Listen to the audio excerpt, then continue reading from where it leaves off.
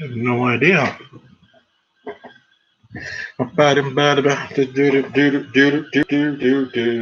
It's so much, it's so much.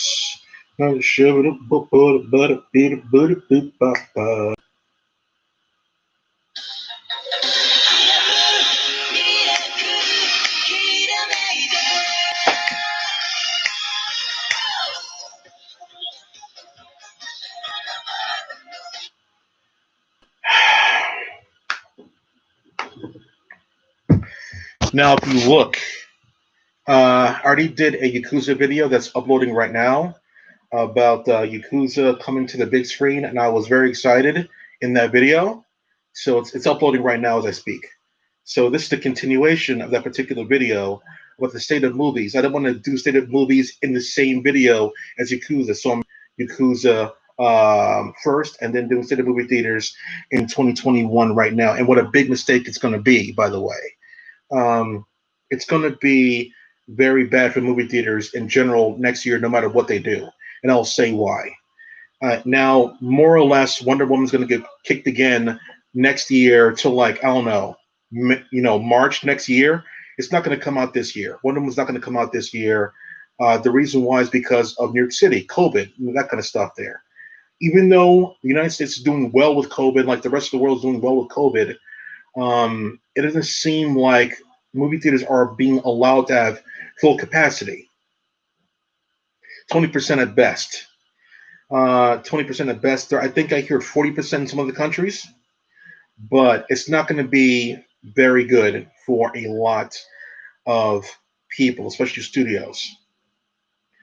Now, I was watching a stream a couple of minutes ago from Fandom Entertainment about why Mulan bombed. And one of the best reasons I saw, and that had nothing to do with politics, was that Disney showed their hand too early. About a week before it came out, they announced that Mulan was going to be free anyway in December. What were they smoking? Mulan, they did it themselves. Disney is really, really stupid. Two things why. Maybe three things if you look at it. The first one was Disney Plus, or should I say the Mandalorian Network. Disney Plus comes out there and promises all these new shows, their WandaVision, Winter Soldier, and Falcon coming out there within 2020, and none of them came out in this year. I have no idea one of is going to come out this year or not. Who knows? I know COVID slowed things down, but that doesn't mean that you didn't work on things beforehand. That's ridiculous. You can't give us like 3 episodes or something. Three, two, nothing. So we get basically nothing for like what 10, 11 months, and we're supposed to be happy with Disney Plus. Why weren't people and canceled the subscription as soon as Mandalorian ended, and then renew back and jump on board when something good comes back on? That's what smart people would do. At least a small bit of brain inside of you would have said, like, I don't need this repeat shit. Oh shit, I can look it on YouTube. The joint. I'll re up when Mandalorian comes back or some new Marvel content comes back there. Why are people sticking with that? That's the stupidest freaking thing in the world. Why are people with that? So you get Mulan, finally something of value on the Disney Plus. Mulan comes out there, but you can't get it with your service. You got to get it with $30 on top. It's ridiculous how much stuff that Disney's pulling right now. I didn't give two shits about Mulan and the main character and where it was filmed. I didn't give two shits. I didn't know about it. I didn't care about it. I didn't know anything. If I heard something bad was going to happen in Mulan, I would just like, nope, not, don't care, don't care. Oh, David X, David X, what's up, man? I got a new video of Yakuza coming out there. I was super hype and super detailed in that video about Yakuza coming to the big screen. I found that about 15 minutes ago, and about 1 minute later, I started recording. I went in on Yakuza, boy. You have no idea. It's going to be really detailed. It's a nice little preview for you guys there that are watching live. Currently, it's at 130 megs of 2 gigs currently uploaded. It's going to be a while till it uploads. Okay, there we go. It's gonna be a while till it uploads. It's gonna be a while. So that's the Yakuza video coming out there. I didn't want to put movie stuff with Yakuza, like future movies with Yakuza. The entire video is all about Yakuza and like the origins of it, the PS2 era, and the franchise, and the look, and the casting, and Goro Majima, and the settings, and like America versus Japan, who's it for? I did a whole thing in the video. So it's about 10 minutes long. So it's gonna take a while for it to upload. So there you go. So this is the addendum, the active part of that particular one. You talk about the state of movies for next year, which of course I'm 100% qualified for because, well, in case you didn't know, my wall is plastered with movies from a long time ago, 2016 to now per se. My movies, I love movies to death. Yeah. I actually did I do a video on this one? I don't think I did, but I think I was speaking with a friend of mine about that one. I actually never saw the animated Mulan, and I only saw the live action one first, and I actually like the live action one more than the animated one for several reasons why. I'm not going to be one of these idiots out there. I'm not a Trump tard that just says mine's better and moves on. Here's a few reasons why. The number one reason why the live action one is better, they cut out all the musical numbers. Thank Jeebus. Oh my God, they finally did it. That's the number one reason why. They cut out the crappy musical numbers. Oh, that was a personal one for me. I had no idea to cut it out because I saw the original. I saw the 2021 first. I had no idea to cut that stuff out. But it stuck right to the action, right to the drama, right to the important parts there. Mulan, her journey, and yada yada yada. I was very happy the way Mulan is. I've seen a lot of foreign movies and like war movies, so I know how Mulan was. I knew what was going to be almost immediately, and the omission of Mushu didn't bother me at all. Two reasons why I didn't mind Mushu not being there. Number one, I know Disney, I know studios, cost cutting. Mushu's animated. You got to hire a CG staff and an animated staff. That costs extra money. So they're not. It's an extra expense. They're not going to do that. That's number one. The second one is they made it better for the character to be on her own and her own decisions. Everything that happened in the new Mulan was her own decisions, her own actions. If you look at the animated one, if you don't remember the animated one, maybe like you were too young to appreciate that kind of stuff. But the animated one, they clearly put Mushu in there for two reasons: to appeal to kids, because everyone around Mulan is pretty much an adult. Mushu, animated, cartoon, animal, animated. It's appeal to kids. All right, I get that part. As a teacher, whatever it was I was back then, I would understand why they put the character in there. It's a cheap little thing to get kids to like it. That's one thing you probably don't realize. The other thing is about Mushu was a physical guiding force to Mulan at the time. Mulan couldn't do anything on her own. Mushu essentially was helping her in a lot of ways because at the time, if you look at it kind of carefully, Mulan was not doing a lot of things herself. This shit is really tight in my head for some reason. What the fuck? My head got bigger. So Mushu was a guiding force of Mulan, and that's why the animated one is inferior to the new one because they made it so as if the girl can't do things for herself. And the X sequences were, I think, better in the live action one with the floating stuff there. I understood the whole bird symbolism thing of the villain. I understood that part. The main bad guy, the male of both movies, they were pretty much non-important in both movies. The female bad villain was important in the new one because it was trying to teach her the way that she could be. I've seen the trope before. But it didn't really do anything for me. So and a bonus thing is here, the Mulan actually made me kind of tear up not once but twice. I understood why things were very important to the character. And if you look at Mulan, the new Mulan, and what she had to go through with in the live action version, she had to prove herself to many officials that were very above her rank. That was not a thing in the older version. She didn't have to prove herself, except for like in the camp thing. She had to prove herself to the other bullies in there that she belonged there. That wasn't really the case in the new one. So they got rid of the whole bullying thing, and they made it so she had to prove herself. Not prove herself, but she earned rewards in the live action version. There was no scheming assistant in like in the animated version. There's a schemer assistant there that wanted to bring other people down. I didn't like that part of the animated one.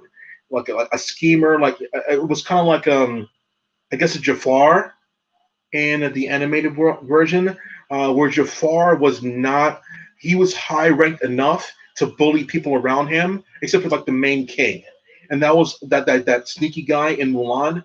That guy was not there in the new version. So you get to concentrate on Mulan's journey, improving herself with her physical actions and the things that she did. So that's why I prefer the live action one compared to the new one. Lion King, definitely not. Every other live action version one, I prefer the animated version, but not Mulan. Um, so allegedly, all these movies are gonna be coming out next year. And oh yeah, before I start talking about that one, it's gonna be a bitch to talk about. Which like it's about 40% done. Videos 40% done. Uh, so next year, allegedly, you know, COVID, there's supposed to be 20 bangers, 20 bangers next year. It's a lot of bangers, bruh. 5 bangers is more than enough. But 20? Fast and Furious, allegedly a James Bond movie. Fucking MCU movies up the ass. I think Star Wars movies coming out. Spider Man. What the fuck next year? There's no way that's gonna. There's no way that's gonna work. There's no way. There's no way they're gonna suck people's monies out of their pockets. No way. And like the thing is, there are they gonna be in theaters for like 3 months? Are they gonna be in theaters for 3 months really, and then go to streaming later on? The usual window is like 3 months or so. You know, like I think whatchamacallit, Alita was in there for like 6 months, and then you go into DVDs, and then you go into PVOD.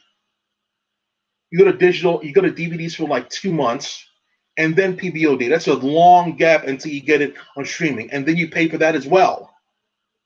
It's a long process to get your movie at home. Now it's not going to be that way. Now there's going to be like rules and like regulations. Oh, so David, why did you prefer the animated one compared to the new one? And try not to say Mushu. Good luck with that one.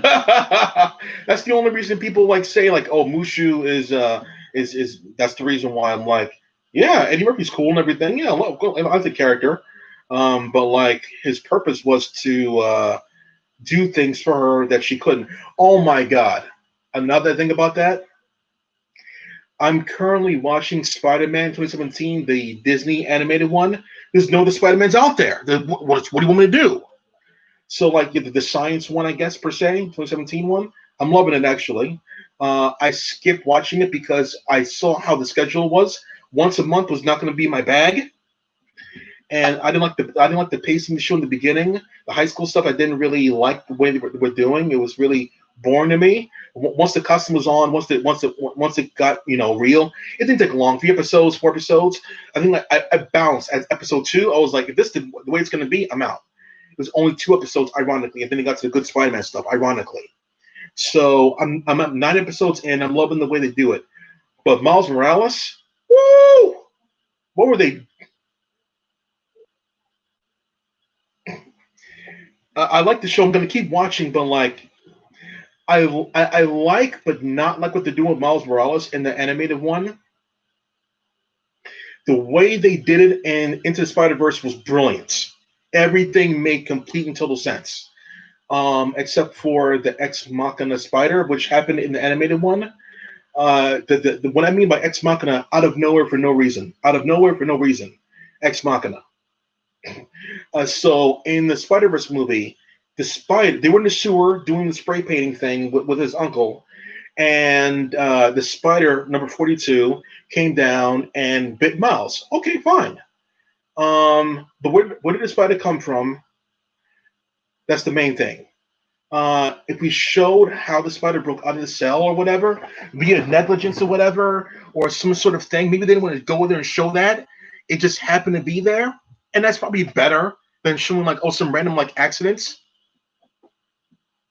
But in the animated version, in case you don't know, the way that the spider came into contact with Miles was that he happened to, I'm not kidding, there's like a big explosion that happened, right? Around the area. That can happen, that kind of shit happens in spider world per se. And everyone's running around, and just Miles is running around too. And he happened to be running in a certain secluded-ish area. A scientist guy, spiders, get it?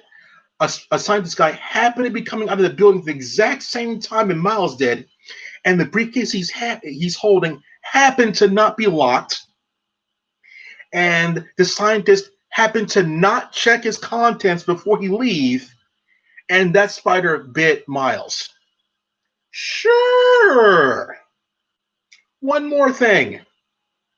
And I'm paying close attention. The Sandman story made sense. That was really weird on how his daughter got sand powers as well. It's early stuff there. It's very story based. This 2017 one. She came in to check on her dad, and then she got caught in the Sandman trap that made Sandman Sandman. The daughter got into that trap as well. So I kind of buy that kind of stuff. But what I don't buy in that particular thing is that Sandman. Oh, David left. Sandman was there with Hammerhead and his goons, and for some reason they seal they don't seal the gates. So the Erica, the father, he could have ran, but he didn't run. And because the doors are open, he could have ran, but he didn't run. So because the doors are open, he could have ran. But because the doors were closed, that made sense that he couldn't run. He was trapped in, sand powers. That's fine. But the doors were open, so the daughter can get the powers. So if the doors was open for the daughters, why couldn't the guy run and get out of there in the first place? So the state of the movie is next year. Oh my god. I think my thing's pretty much uploaded right now, right? 80%. And then it has to install or whatever, like on a PlayStation. So the thing is, next year is going to be a very big year for movies. They really want movies out there. They don't want to go another year without having movies in there. And this idiot Cuomo won't allow movie theaters to be open. They allow fucking bars and fucking bowling alleys to be open where they share fucking content in the air and shit like that.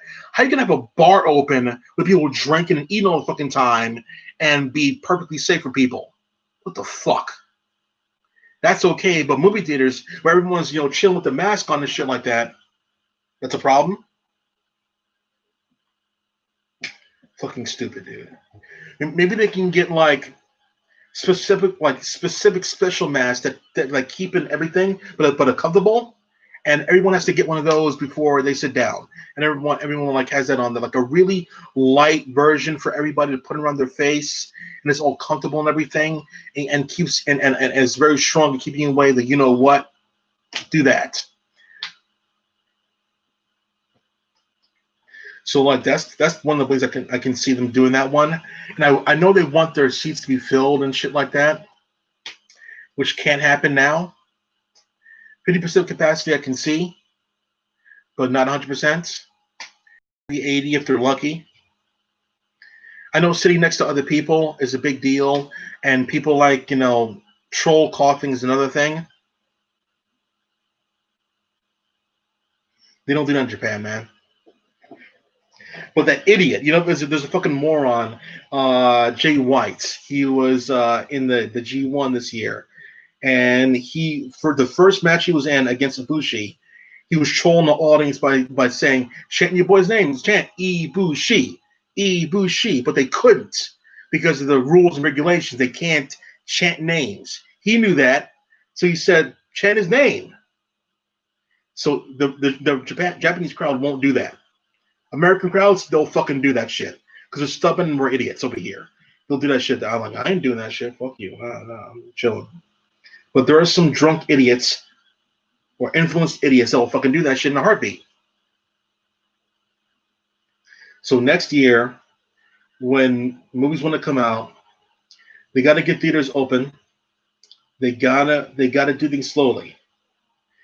I would put out there classic movies first to make people feel safe and home, that kind of safe and everything like that. Everything goes well, and people know that it's open without any kind of issues. Release one blockbuster, not two, just one at a time, and then slowly get back to it, and then they'll be fine, and then it'll be okay. If they do exactly what I say, and they have movies slightly be open, one at a time, like 1 or 2 weeks at a time, with no issues, by June next year, if this thing it doesn't like come back, and it shouldn't, because it didn't. It's supposed to come back already. Everything will go fine and back to normal by June. By March next year, movie theaters across the entire world should be open. There should be no excuses why movie theaters shouldn't be open by March. This year, with this idiot, I don't see it happening. But by March next year, I see all movie theaters open with limited capacities and good behavior, yada yada. I think everything will be normalized in around June. Not 100%, just like regulated to a point of normalcy. And then 100% capacity, vaccine, yada yada. I would say winter next year. Flag off.